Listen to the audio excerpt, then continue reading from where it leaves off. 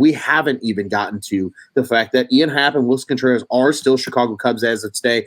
Everybody was holding their breath, refreshing Twitter like a bunch of psychopaths all day long, and ultimately for nothing to happen, right? At kind of the last minute, the trade, report or the reports came out. The Cubs are not trading Willson Contreras and Ian Happ.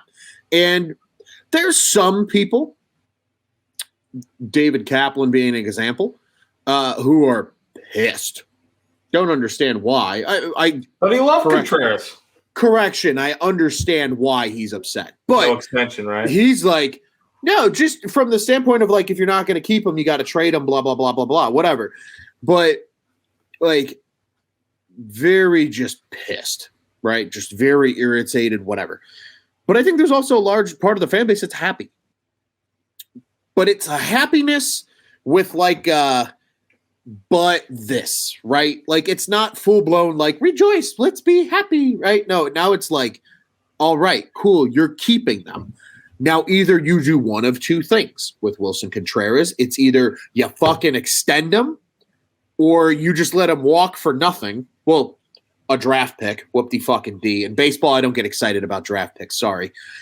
And then with Happ, it's okay, you have another year with Happ for sure. Are you extending him or are you trading him next year, right? Like, so there's all these kind of still what-ifs that play around here. And I think that's why a lot of people, like you said, like, nobody's really upset that they're still here for the most part. But nobody's overly rejoicing either because it's like, cool, they're still here now, do this. What say you on the Ian Happ and Willson Contreras situations today, Joey?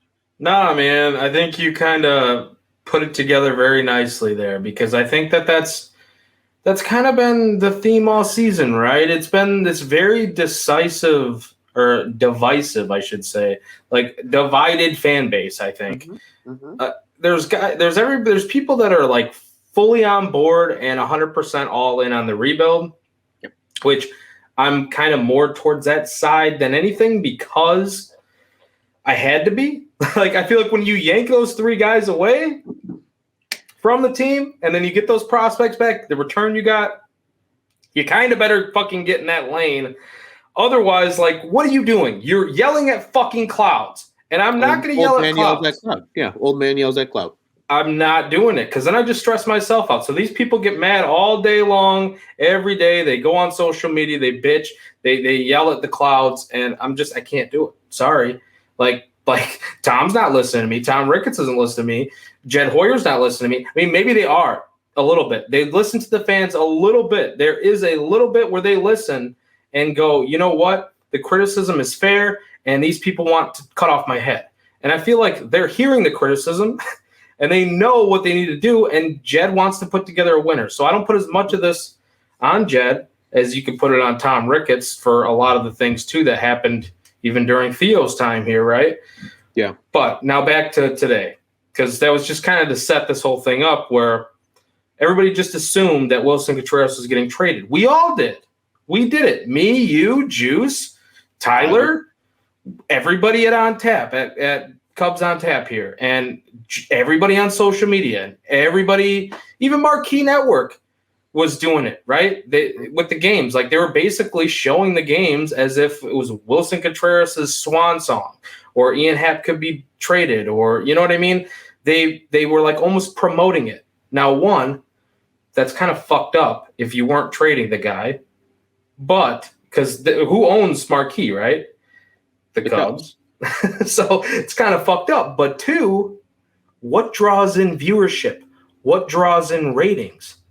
If you are the Cubs, now if you have your views have been down, you're not getting as many subscriptions, people buying into Marquee Network, they're pissed because you sold off all these players. Oh, I want to watch Willson Contreras' final games here. You know what I mean? I want to watch Willson Contreras' final games as a Chicago Cub or Ian Happ or whatever. And Jake says here, yeah, Marquee buying into the narrative of the trades made it even more fucked up. I agree. I think that was kind of maybe a way to make some money, right? Maybe kind of. But at the same time, I do think that Jed was listening to offers. And that's where I want to go next. I do think Jed was listening to the offers and was legitimately, he probably would have traded Wilson and traded Happ if the right deals. And he basically was saying it. He wasn't getting good deals. And a large part of that, to me, it was always weighing on the Juan Soto domino. And he basically was saying the same thing. If Juan Soto goes to whoever he goes to, he ended up going to the Padres, which the Padres were in on Wilson Contreras. Who's one of the teams that Willie could have went to, either the Padres or he could have went to the Rays or he could have went the Mets. You know what I mean? Like those three teams, I was kind of, once the Astros got Vasquez, the Rays got, was it Bethancourt, I think? Like that's not a huge move for catcher. Like I still thought that they lost Zunino for the year. Mejia's down. That being said, though, that's very on par for the Rays, though, to go get some no-name dude that we've never heard of before. So, absolutely. Mind you.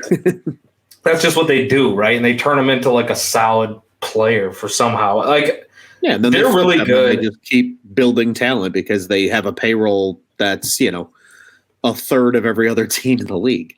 And somehow they're they win somehow. Yeah, or, they don't win World Series, but like they get close, you know what I mean? Like they're a competitive team. They're a good, well-ran organization. They just don't have a ton of money.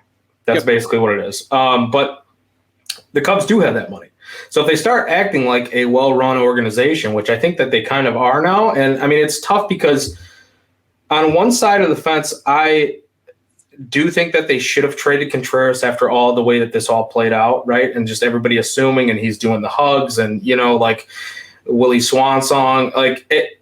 But on the other side, it's like, you don't give this guy away for nothing. And that's basically the way that he put it too. Like they weren't giving us the prospects that, and some people will tell you, well, they should have sold him earlier. A lot of teams didn't know if they were buying or selling yet. And then some teams became more available later on that weren't available earlier as far as needing a catcher, right? Like, right. So I think, was Jed like overestimating the market for a catcher at this point, or even Ian Happ at this point?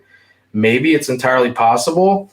And I think there is some degree to that. But like, I also think that you're in a good position where you can just extend him because Willie wants to be here. I don't think that the relationship is that tarnished even after all this, because look how happy he was running out onto the field. I mean, yes, you can offer him the qualifying offer, whatever, but like even a 3-year contract or something like that, like, will he accept it? I don't know. Will he?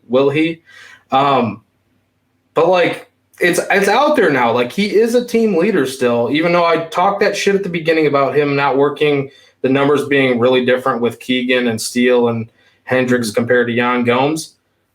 Still one of the best hitting catchers on the team. He's still the heart and soul of this team. So right.